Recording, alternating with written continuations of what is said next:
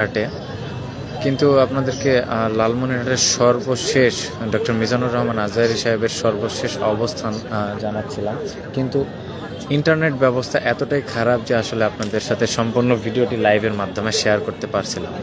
তো আপনারা কে কোন জায়গাতে আসছেন?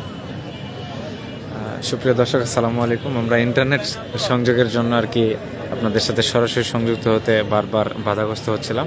আমরা বর্তমানে রয়েছি বাংলাদেশের ঐতিহ্যবাহী জেলা লালমনিরহাটে। এখানে ডক্টর মিজানুর রহমান আজহারী সাহেবের মাহফিল শুরু হবে কালকে সকাল 10টা থেকে।